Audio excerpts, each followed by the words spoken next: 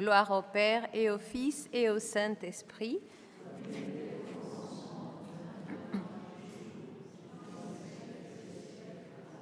Saint Joseph, au nom du Père, du Fils, du Saint-Esprit. Amen. Bienvenue tout le monde ici au sanctuaire Saint-Joseph du Bessillon. Je suis sœur Adriana de la communauté Mater Dei. Justement, aujourd'hui, on fête 2 ans de notre fondation ici au sanctuaire. Vous savez qu'avant, c'était les bénédictines qui étaient présentes depuis longtemps, mais elles ont dû quitter le monastère à cause de leur âge, elles n'étaient pas nombreuses. Alors, nous sommes ici depuis justement le 19 mars 2019. Et notre communauté s'appelle Communauté de Saint-Joseph, époux de la Vierge Marie. Alors, pour moi, c'est un privilège de dire quelque chose sur ce saint tellement grand et à la fois tellement silencieux, tellement petit. Et aussi, je profite pour vous dire qu'on a la joie de commencer les travaux lundi prochain. Ce sera la restauration de ce sanctuaire. Les bénédictines ont beaucoup travaillé et ont vraiment souhaité faire ça avant leur départ, mais elles ont dû quitter le monastère. Mais alors, le diocèse, bien sûr, prendra en charge la responsabilité et tout. Mais à partir de lundi, on va commencer la restauration et on envisage ouvrir de nouveau les portes de l'église le 7 juin, parce que c'est la fête de l'apparition de Saint Joseph ici, au Bessillon. Il s'est apparu en 1660. Alors, priez fort pour cette intention. De toute façon, l'accès à la source sera toujours ouvert. Alors, on va parler un petit peu de Saint Joseph, patron de l'Église universelle. Et on fera une approche de l'exhortation apostolique Redemptoris Custos de Saint Jean-Paul II. Le 8 décembre 2020, l'Église a fêté 150 ans de la proclamation de Saint Joseph, patron de l'Église universelle. Déclaration officielle du bienheureux Pie IX, le 8 décembre 1870. À l'occasion de ce 150e anniversaire, le pape François a écrit la lettre apostolique Patris Corde, dont le but est de faire grandir l'amour envers ce grand saint, pour être poussé à implorer son intercession et pour imiter ses vertus et son élan. Le pape a ouvert ce jour-là une année dédiée à Saint Joseph. Ce jubilé est donc une belle occasion pour nous approcher de l'époux de la Vierge Marie et lui demander sa spéciale protection. Dans ce travail, nous nous proposons mettre en relief l'importance du patronage de Saint Joseph en nous appuyant sur les exhortations apostoliques de Saint Jean-Paul II, Redemptoris Custos, qui nous présente la figure et la mission de Saint Joseph dans la vie du Christ et de l'Église. Tout d'abord, nous placerons son exhortation dans le contexte des documents antérieurs du magistère, afin de recevoir avec foi et gratitude l'enseignement des pontifes du XIXe siècle et du XXe siècle sur la centralité de la dévotion à Saint Joseph dans la vie de l'Église. Ensuite, nous ferons un résumé de la structure et de la doctrine de la Redemptoris Custos, mettant l'accent sur son rôle de gardien des plus grands trésors, Jésus et Marie. Finalement, nous remarquerons l'actualité de son message. Le contexte historique, document antérieur. Il faut signaler la dévotion séculaire de l'Église à Saint Joseph, mise en relief surtout par les derniers pontifes. Nous pouvons affirmer donc que l'exhortation de Jean-Paul II est comme le fruit mûr des enseignements des autres papes. C'est l'eau vive de la tradition qui découle jusqu'à nous. Nous commencerons notre parcours historique par le décret du bienheureux Pie IX, Quemadmodum Deus, du 8 décembre 1870, par lequel il proclame Saint Joseph patron de l'Église universelle. Dans ce décret, le pape met de relief les fondements théologiques de l'honneur dû à Saint Joseph.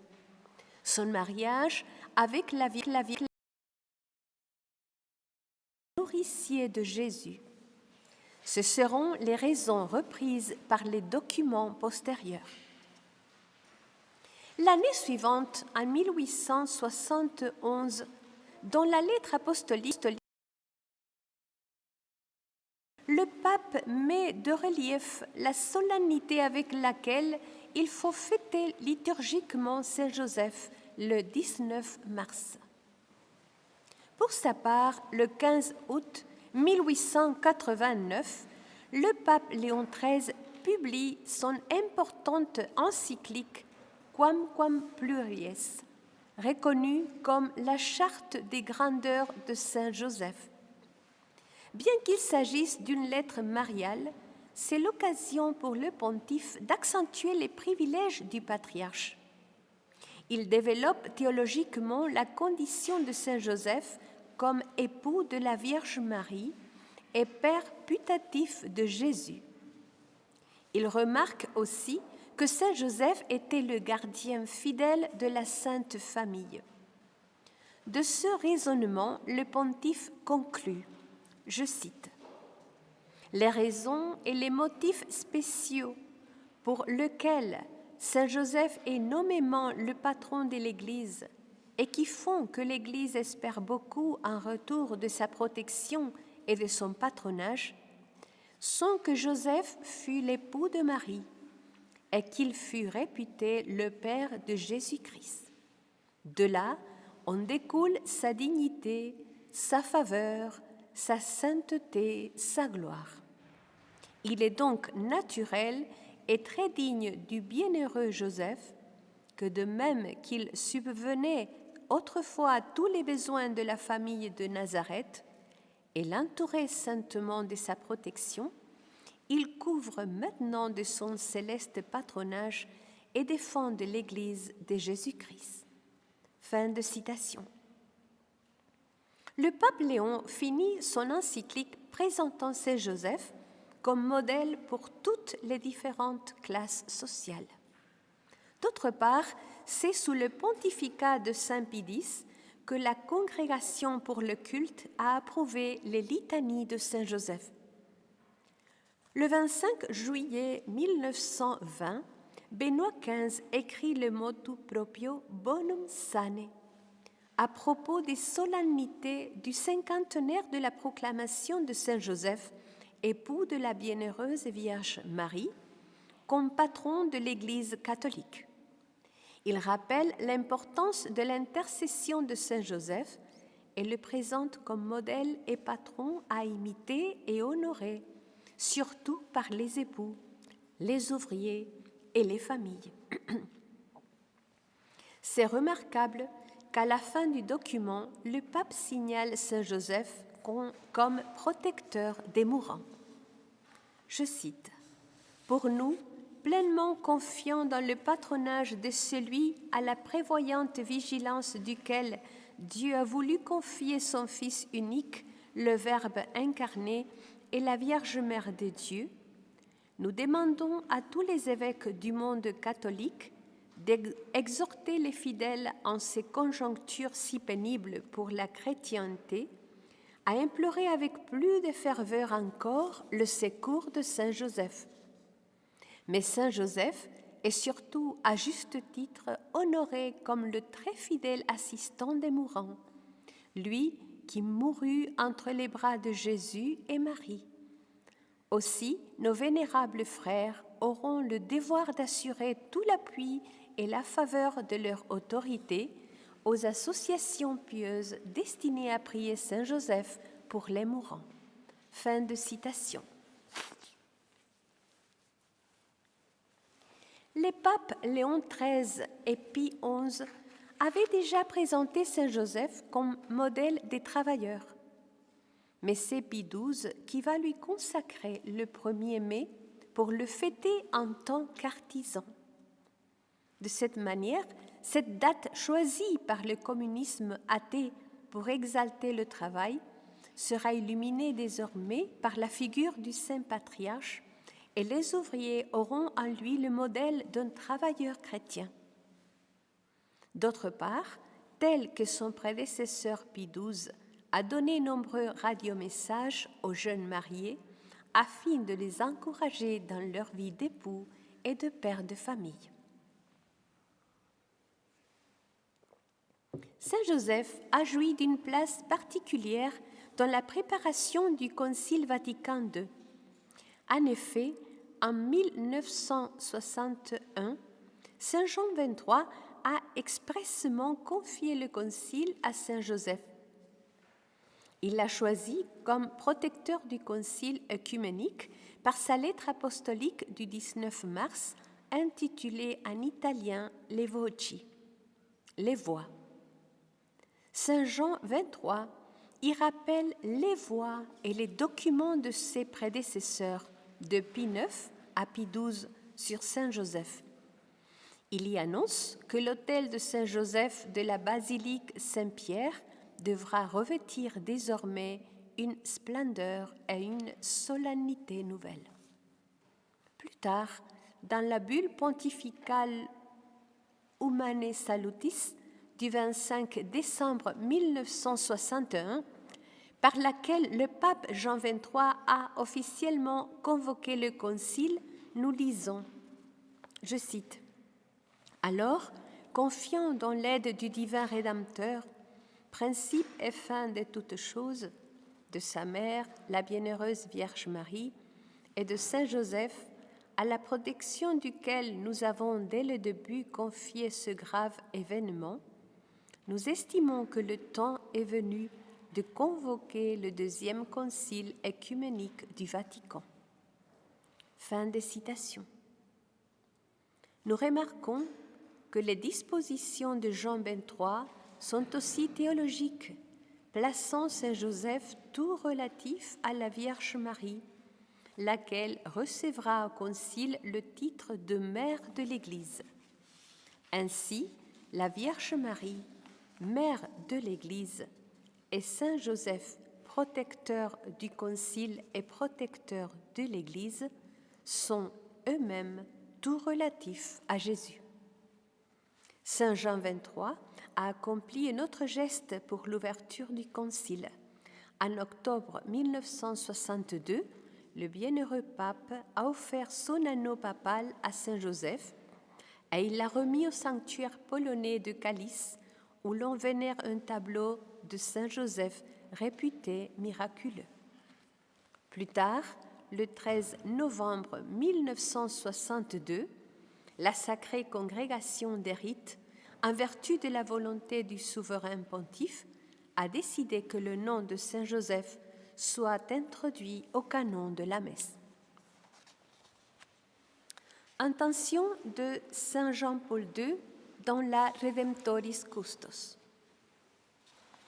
Suivant notre parcours historique, nous arrivons à Saint Jean-Paul II et son exhortation Redemptoris Custos du 15 août 1989. Comme toute exhortation apostolique, le but du pontife est plus pastoral que doctrinal.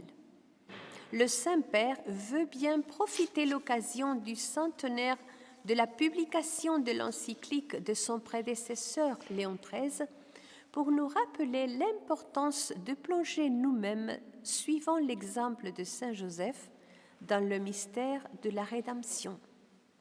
Il affirme, je cite, « En ce centenaire de la publication de l'encyclique Quamquam Pluries du pape Léon XIII et dans la ligne de la vénération multiséculaire pour Saint Joseph, je désire proposer à votre méditation, chers frères et sœurs, quelques réflexions sur celui à qui Dieu confia la garde de ses trésors les plus précieux.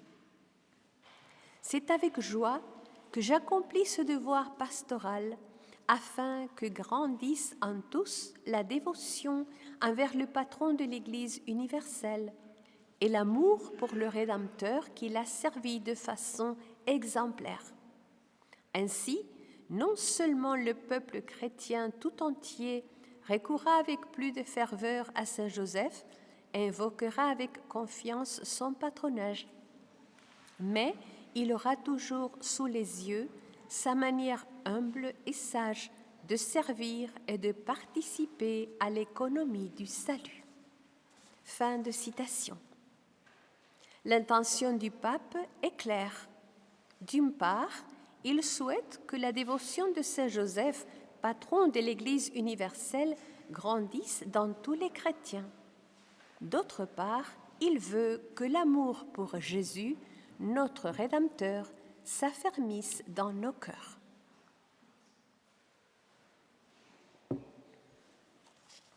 Place de la Redemptoris Custos parmi les documents de Saint Jean-Paul II. Tout d'abord, il est important de placer l'exhortation parmi les documents antérieurs de Jean-Paul II.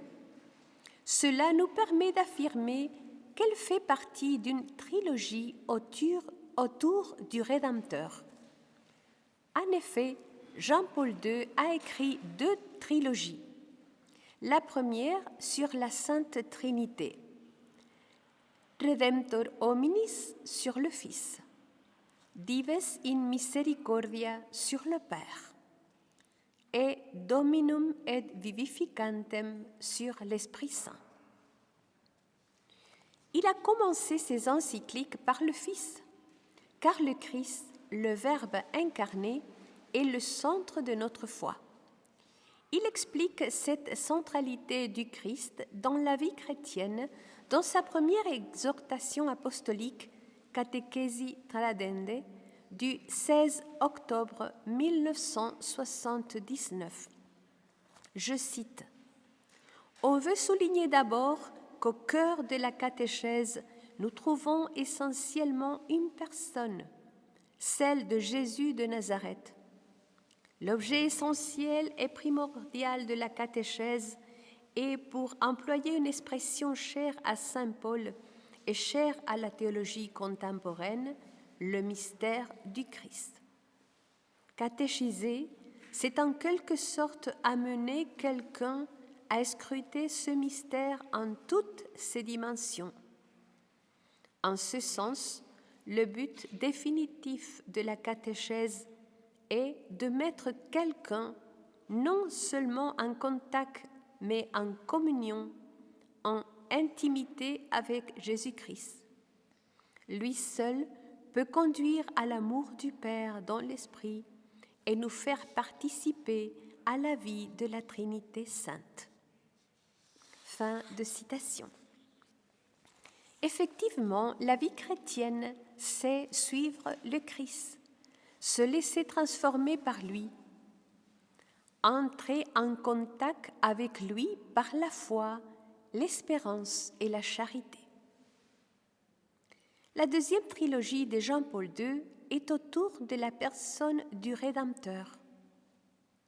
Redemptor hominis, 1979, Redemptoris Mater, 1987, et Redemptoris Custos, 1989. Si le Fils de Dieu s'est fait chair pour nous sauver, il est nécessaire donc une mère et un époux qui soient au service de ce mystère de rédemption. C'est pourquoi le mot-clé de cette deuxième trilogie est justement Rédempteur. Cette double trinité, Trinité du ciel et Trinité de la terre, nous fait penser au tableau miraculeux de Kalisz, Pologne. Ce sanctuaire a été visité par le pape Saint Jean-Paul II le 4 juin 1997. Ce tableau est une huile sur toile de 2,46 m sur 1,74 m. Comme vous pouvez voir ici, il présente Jésus comme un petit garçon mené par la main de Saint Joseph et de la Sainte Vierge Marie. La Trinité de la terre, Jésus, Marie et Joseph, y est mise en rapport avec la Trinité du ciel, Père, Fils et Saint-Esprit. L'enfant Jésus est le lien entre ces deux trinités. Au-dessus du Fils de Dieu se trouve l'Esprit Saint, représenté sous la forme d'une colombe, et encore au-dessus, Dieu le Père, sous l'aspect d'un vénérable vieillard. Le centre donc du tableau est le Verbe fait chair. On pourrait affirmer que de la même manière, l'encyclique Redemptor Hominis est le centre et la source de tout l'enseignement de Jean-Paul II. Il explique avec force dans le document, je cite, « Le Rédempteur de l'homme, Jésus-Christ, est le centre du cosmos et de l'histoire. Vers lui se tournent ma pensée et mon cœur en cette heure solennelle que l'Église et toute la famille de l'humanité contemporaine sont en train de vivre. C'est précisément ici, frères, fils et filles très chers, que s'impose une réponse fondamentale et essentielle, à savoir l'unique orientation de notre esprit, l'unique direction de notre intelligence, de notre volonté et de notre cœur est pour nous le Christ, Rédempteur de l'homme, le Christ, Rédempteur du monde. C'est vers lui que nous voulons tourner notre regard parce que c'est seulement en lui, le Fils de Dieu, que se trouve le salut, et nous renouvelons la proclamation de Pierre. Seigneur, à qui irons-nous? Tu as les paroles de la vie éternelle.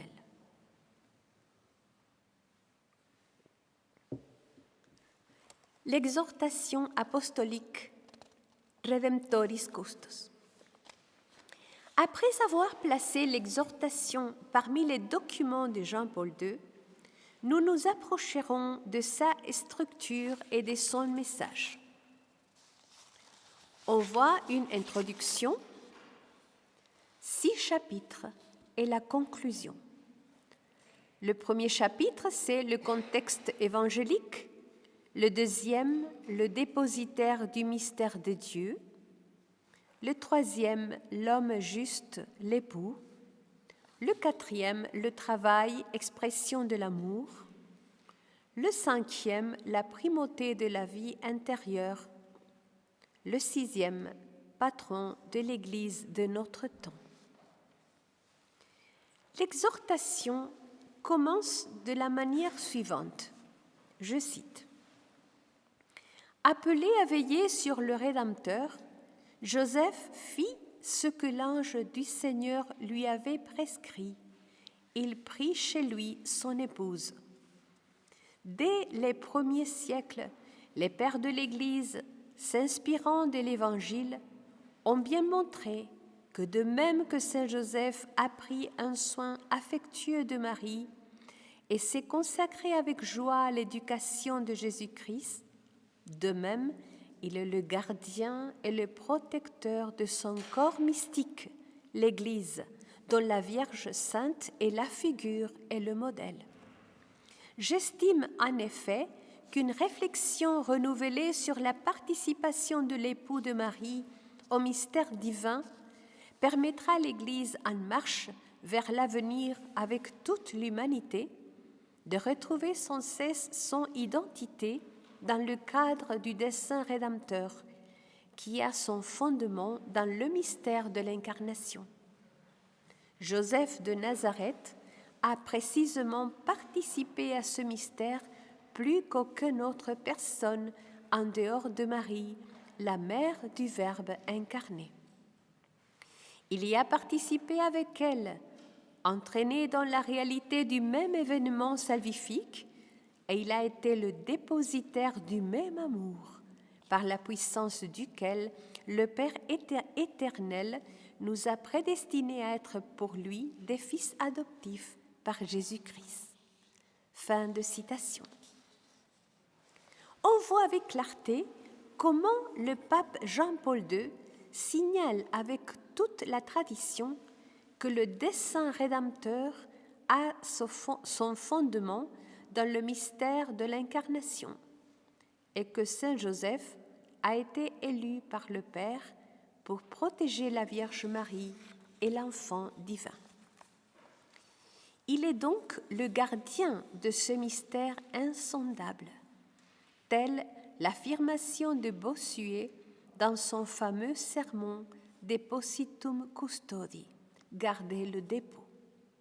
Je cite: « Je trouve dans les évangiles 3 dépôts confiés au juste Joseph par la providence divine.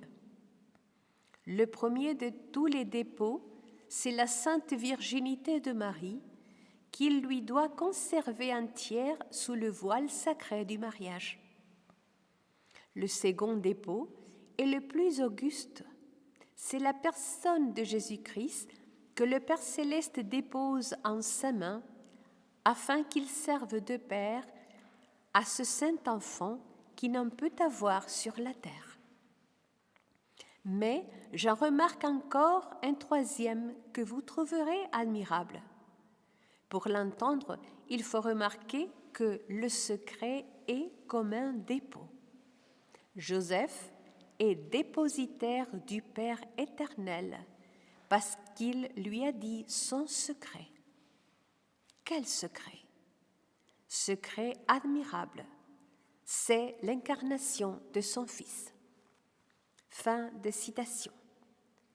Voici donc les 3 dépôts qui ont été confiés à Saint Joseph: la Sainte Virginité de Marie, la personne de Jésus-Christ et le mystère de l'incarnation.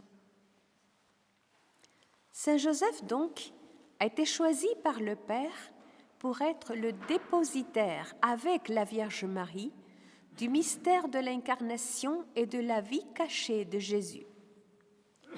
Dans son sermon, Bossuet compare la mission des apôtres et celle de Saint Joseph. Il signale les différences. Pour les apôtres, il s'agit de communiquer le mystère de Jésus-Christ. Pour Saint Joseph, il s'agit de le cacher, le protéger. Voici ces paroles. Je cite: « Jésus est révélé aux apôtres, Jésus est révélé à Joseph, mais avec des conditions bien contraires. Il est révélé aux apôtres pour l'annoncer par tout l'univers. Il est révélé à Saint Joseph pour le taire et le cacher. Les apôtres sont des lumières pour faire voir Jésus-Christ au monde. Joseph est un voile pour le couvrir, et sous ce voile mystérieux, on nous cache la virginité de Marie et la grandeur du Sauveur des âmes. »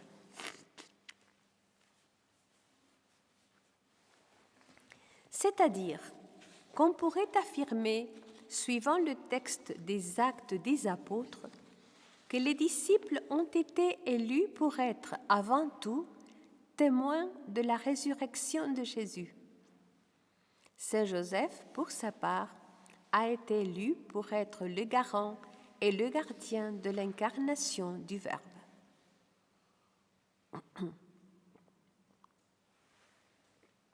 En effet, il avait entendu de l'ange: « Joseph, fils de David, ne crains pas de prendre chez toi Marie, ton épouse, puisque l'enfant qui est engendré en elle vient de l'Esprit Saint.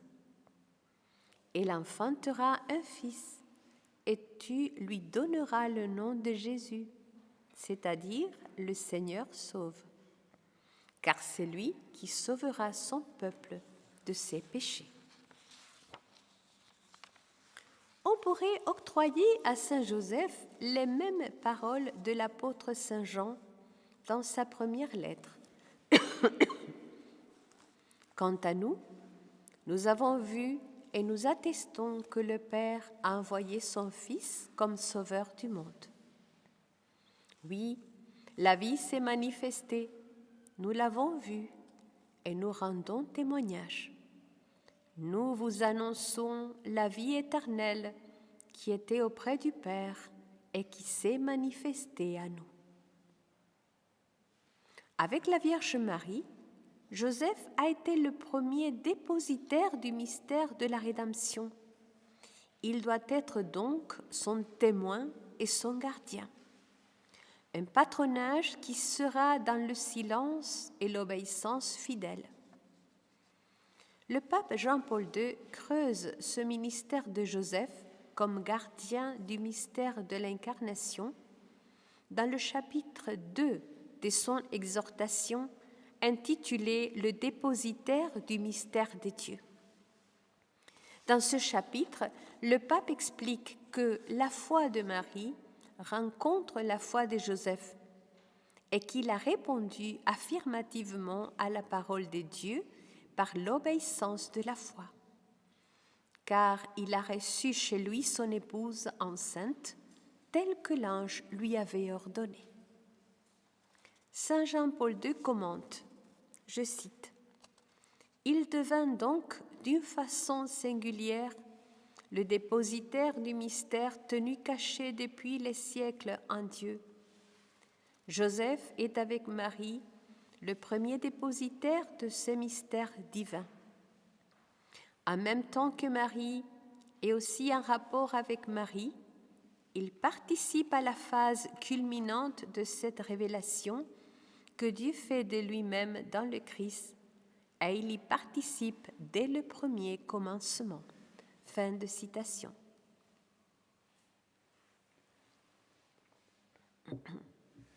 Pour sa part, Monseigneur Dominique Rey, dans son livre « Un homme nommé Joseph », transcrit un texte du bienheureux Marie-Eugène de l'enfant Jésus, dans lequel l'écrivain use de l'image du manteau. Il explicite, je cite, « Le rôle de Saint Joseph est un rôle d'humilité. Il est le manteau qui couvre tout. Parce que Dieu ne voulait pas révéler son mystère au monde, Joseph couvre de discrétion l'œuvre de Dieu, la naissance de l'enfant Jésus. Ce manteau sera maintenu jusqu'à ce que Jésus soit assez grand pour se suffire. Son rôle terminé, Joseph disparaît. » Fin de citation. Bien que son rôle de protecteur de la Sainte Famille ait fini avant la vie publique de Jésus, il continue dans le ciel. C'est justement ce ministère si délicat, si important, d'avoir été sur la terre le gardien du saint dépôt du Père, des trésors les plus précieux qui brillent maintenant et qui rayonnent sur toute l'Église.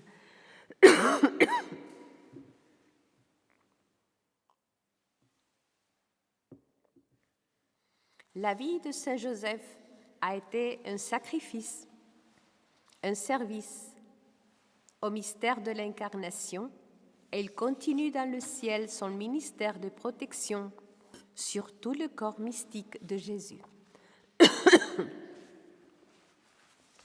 L'actualité du patronage de Saint Joseph. Tout d'abord, il faut signaler que le mot patron a deux significations. La première, appui, soutien, gardien, intercesseur. La deuxième, modèle à suivre. Sous ces deux acceptions, les pontifes veulent nous laisser Saint Joseph comme patron de la Sainte Église. A, en tant que protecteur éminent, car il a été le gardien de la virginité de Marie et de l'enfant Jésus. B, mais aussi comme modèle de la vie chrétienne, modèle en tant qu'époux, père, travailleur, contemplatif dans l'action. En un mot, modèle de sanctification dans la vie quotidienne, ordinaire. En effet, le pape Saint Jean-Paul II nous rappelle, je cite, « Saint Joseph est le modèle des humbles que le christianisme élève vers de grands destins. Il est la preuve que pour être de bons et authentiques disciples du Christ, il n'y a pas besoin de grandes choses. Il faut seulement des vertus communes, humaines, simples, mais vraies et authentiques. » Fin de citation.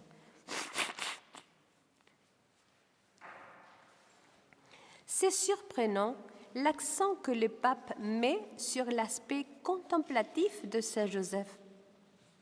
Évidemment, il veut nous le laisser comme un homme d'intériorité, afin que le monde contemporain comprenne l'importance de la prière humble et constante.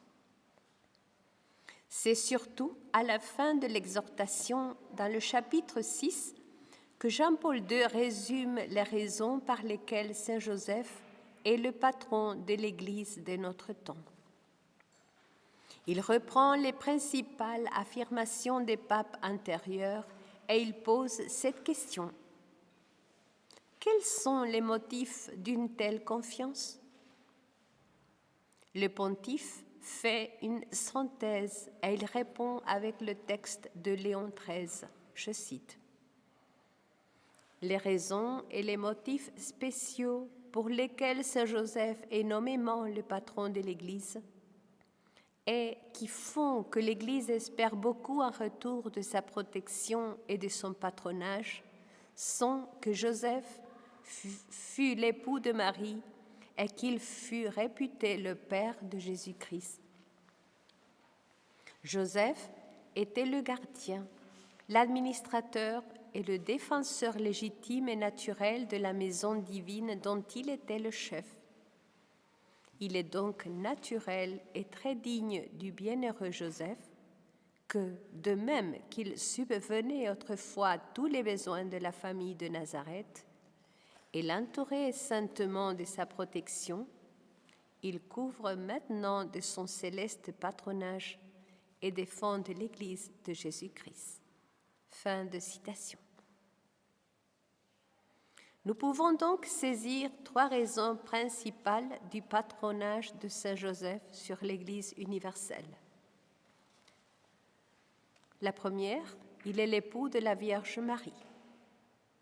La deuxième, il est le père nourricier de Jésus.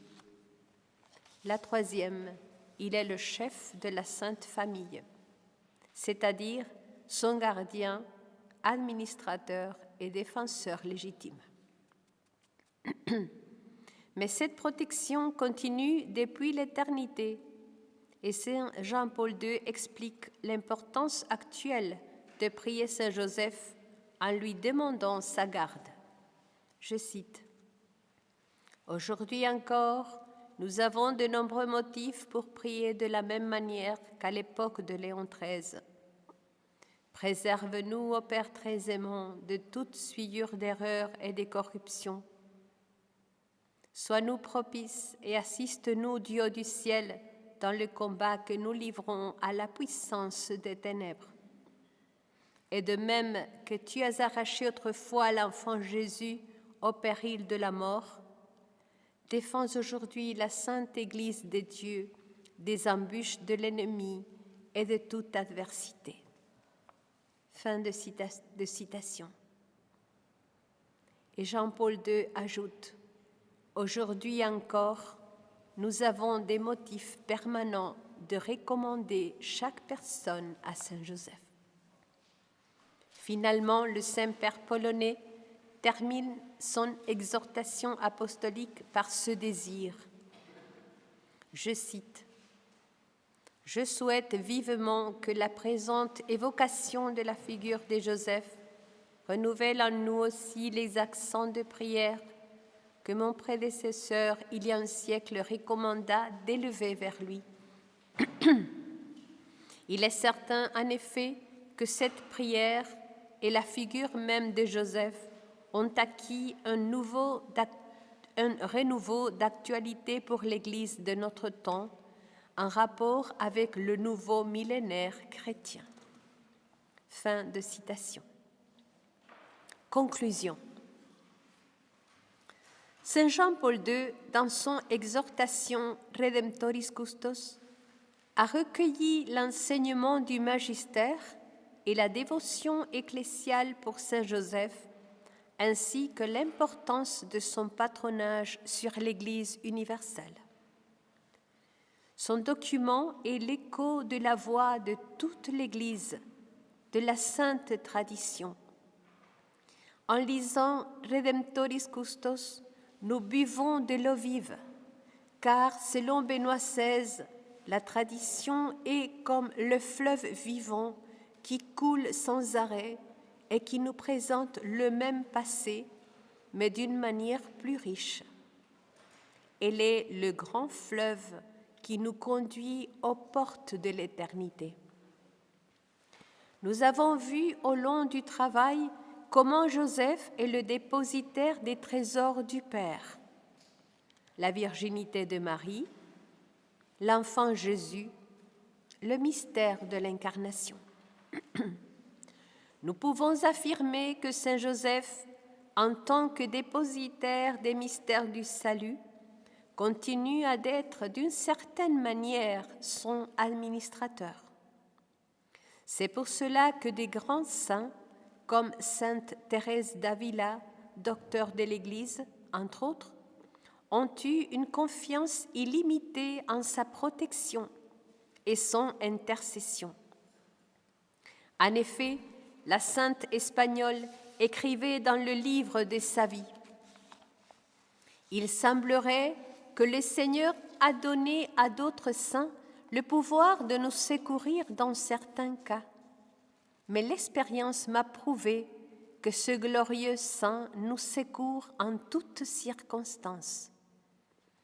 Le Seigneur veut ainsi nous faire comprendre que de même qu'il fut soumis sur terre à celui qu'on appelait son Père, qui était son Père nourricier, et qui à ce titre pouvait le commander, il fait encore au ciel tout ce qu'il lui demande. » Fin de citation. Nous pourrions affirmer effectivement que aller à Joseph, le prier avec foi et persévérance, se confier à lui, c'est s'approcher du Verbe fait chair et de sa mère toujours vierge. C'est boire de l'eau vive, comme dit le prophète Isaïe, et comme nous lisons sur la poutre de gloire de ce sanctuaire. Exultant de joie, vous puiserez les eaux aux sources du salut. C'est s'approcher du mystère de l'incarnation, du mystère de notre rédemption. En conclusion, ce jubilé est une nouvelle occasion pour nous rappeler ce que le magistère de l'Église enseigne d'une manière ininterrompue, que le Saint Patriarche continue à répandre des bénédictions à tous ceux qui se confient à son intercession. Il nous conduit tout droit à Jésus et à Marie, car il est un serviteur, un guide, le patron de l'Église universelle.